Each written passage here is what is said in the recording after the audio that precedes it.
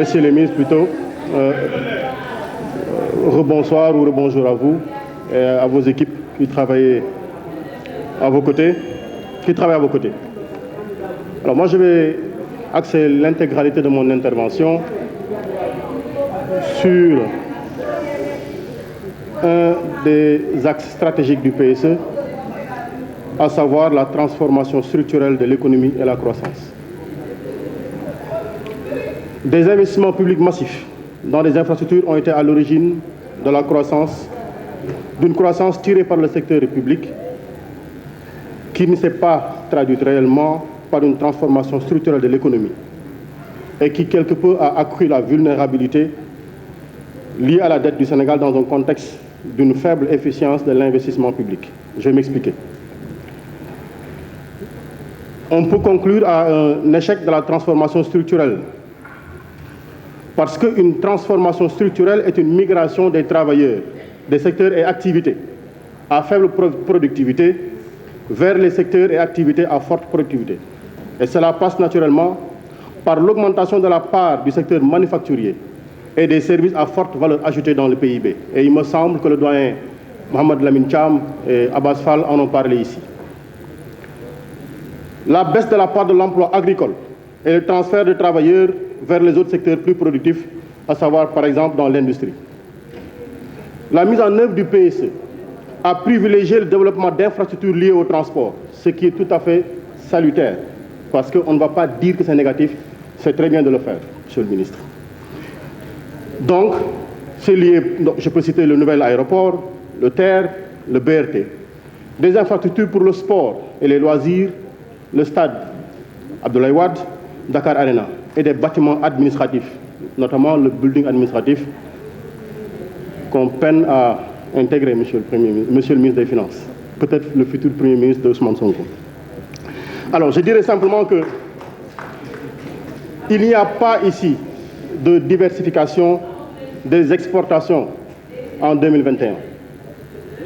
Parce que le Sénégal a exporté en 2021 1771 produits par rapport aux normes de 4615 produits du système harmonisé, soit 38%.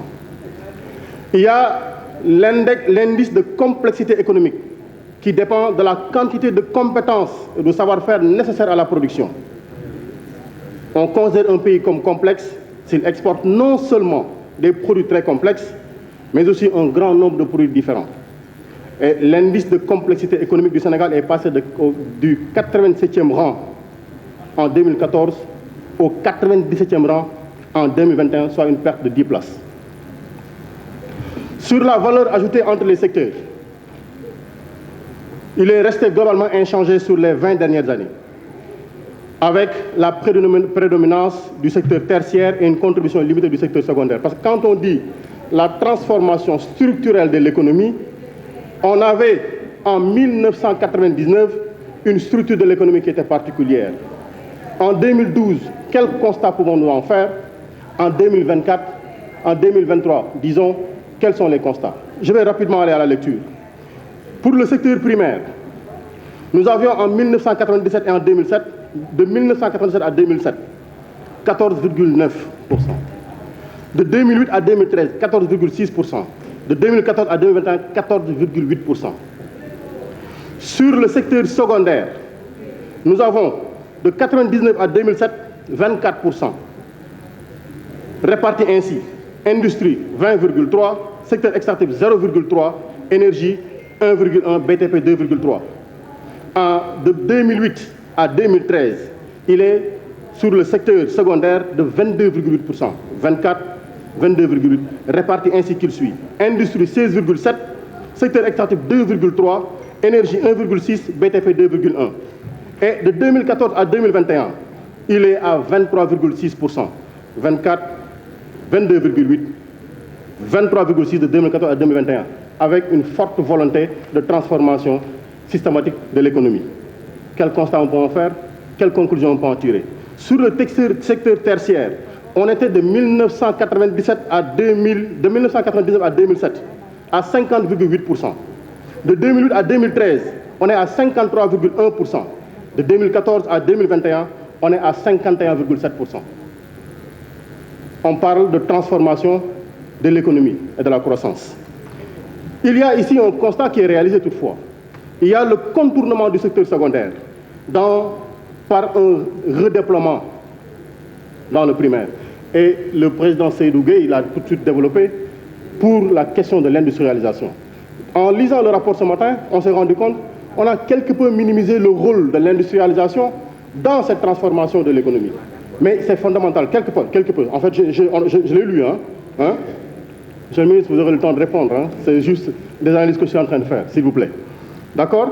Alors, et ce contournement, on l'explique comme ceci. De 1999 à 2000, sur l'agriculture, on est à 63,1%. Sur le secondaire, on est à 9,4%. Et sur le tertiaire, on est à 27,5%. Et par évolution, on arrive de 2014 à 2021 sur l'agriculture à 26,3%. Sur le secondaire, on est à 19,6% à 54,2%. C'est-à-dire que quand on fait le constat, il y a une migration du secteur tertiaire du secteur primaire, donc de l'agriculture, vers le secteur tertiaire, sans constater une modification systématique au niveau du secteur secondaire. Ça, ce sont des constats.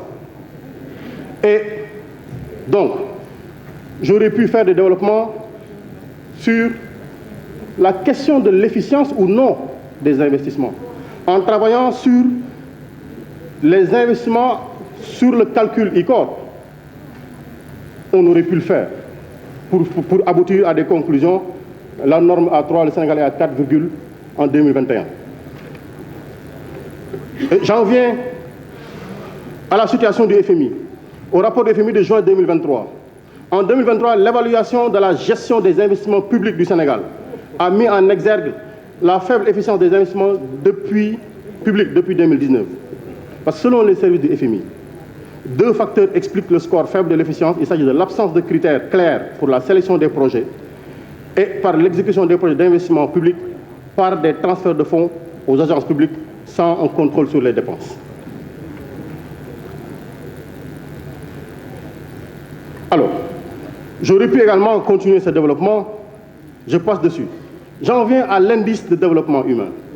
Le Sénégal a perdu 16 places dans le classement de l'indice de développement humain en passant du 154e rang sur 186 pays en 2012 à la 170e place sur 191 pays en 2021. Par contre, la valeur de l'indice a progressé pour la même période, considérée en passant de 0,470 à 0,571. En 2012, 44 pays ont enregistré un indice de développement humain de la catégorie développement humain faible contre 31 pays en 2021. 13 pays ont pu en sortir donc de cette catégorie pour être désormais classés dans la catégorie développement humain moyen. Mais en 2021, le Sénégal reste un pays de développement humain faible et n'a devancé que 21 pays. Sur l'analyse qu'on peut faire sur le PIB, en 2012, il était de 4,4%. Projection. 12 ans après, 2023, il est à 4,1%. Soit après 42 000 milliards de recettes, portées principalement par les Sénégalais. On peut se poser des questions. C'est juste des questions. On apprenait à l'école primaire la balance commerciale. Aujourd'hui, si on retournait en classe à l'école primaire, on répéterait les mêmes leçons sans grand changement. Transformation structurelle de l'économie, la balance commerciale du pays. On n'en parle pas suffisamment. J'aurais pu faire des développements sur le prix du riz, les évolutions qu'il y a, sur le prix du sorgho, sur les évolutions qu'il y a. Simplement pour faire un constat et dire ensemble, nous avons les mêmes préoccupations. Nous ne sommes pas là pour dire que c'est tout à fait noir parce qu'il y a des efforts conséquents qui ont été faits. Mais il est bon de dire, quand des efforts conséquents sont faits, il faut poser le curseur de temps en temps sur ce qu'on peut améliorer pour essayer d'améliorer ensemble, parce qu'après tout, le Sénégal nous appartient à tous. Quand c'est bon pour vous, profondément, ce sera bon pour moi. Merci beaucoup.